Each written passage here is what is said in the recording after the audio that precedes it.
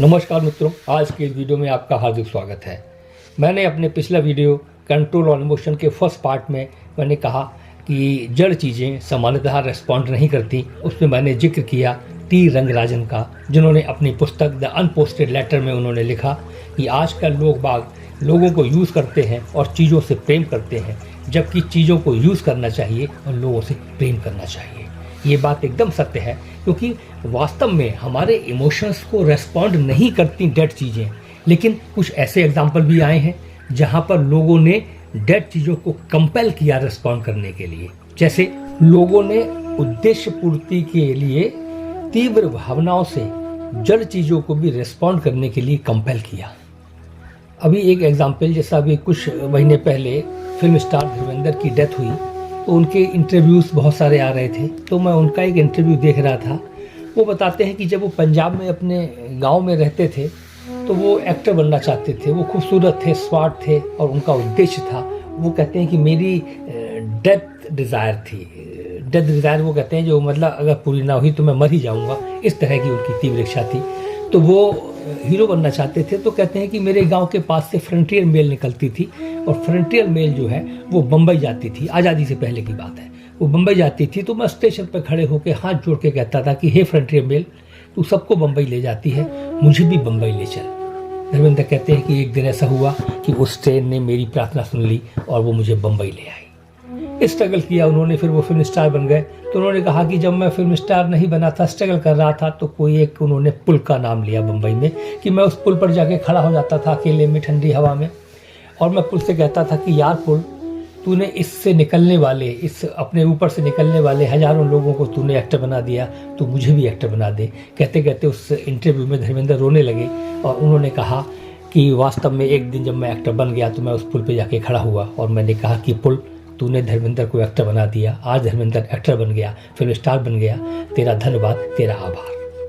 यहाँ पर दो चीज़ें आप देखिए इंपॉर्टेंट है। जब वो फ्रंटियर मेल से प्रार्थना करते थे तो क्या हुआ, वहाँ पर उनका जो लक्ष्य था, जो ऑब्जेक्ट था, जो उद्देश्य था, वो कंसोलिडेट हुआ। यानी कि वो निर्धारित हुआ कि वो वास्तव में हीरो बनना चाहते हैं। स्पष्ट हुआ उनका जो है उद्देश्य जीवन का, उनका जीवन का लक्ष्य।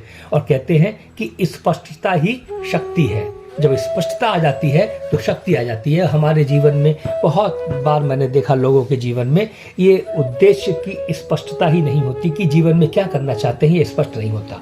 तो वहाँ पर उनके जीवन में स्पष्टता आई जब उन्होंने डेड चीज़ों से फ्रंटियर मेल से प्रार्थना किया। दूसरा, जब वो हीरो बन गए तो पुल पर जाकर उन्होंने उस पुल का आभार और कृतज्ञता उन्होंने व्यक्त किया। सफलता के लिए जड़ चीज़ों से सहयोग मांगा और उसकी कृतज्ञता और आभार प्रकट किया। यहाँ उद्देश्य के प्रति तीव्र लगाव की भावना ने नेचर को कंपेल किया कि वो जड़ चीज़ों के बिहाफ पर रिस्पॉन्ड करे। यहाँ नेचर ने रिस्पॉन्ड किया on the behalf of dead things. उद्देश्य और लक्ष्य के प्रति तीव्रता महत्वपूर्ण है। यहाँ पर चीज़ों से लगाव महत्वपूर्ण नहीं है, क्योंकि चीज़ों के माध्यम से आप अपनी बात को स्पष्ट रूप से कह पाए, उससे आपको लाभ हुआ।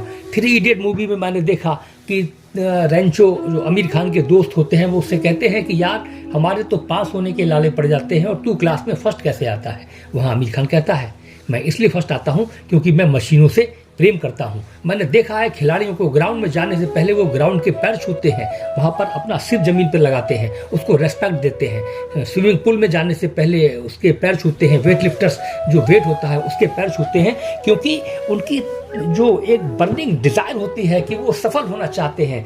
इसलिए वो डेड और लिविंग दोनों चीज़ों का सहयोग लेना चाहते हैं। डेड चीज़ों का भी सम्मान करते हैं, और जब उनकी तीव्रता होती है, उनकी इमोशंस तीव्र होते हैं, तो नेचर उनके बिहाफ पर रिस्पॉन्ड करती है और वो हेल्प भी करती है। रामचरितमानस में भी एक जिक्र आया, उसमें दिया है, तुलसीदास जी ने लिखा कि जब राम जी सीता जी की खोज कर रहे थे तो वहाँ पर एक जिक्र है कि हे खृग मृग हे मधुकर श्रेणी, तुम देखी सीता मृग नैनी।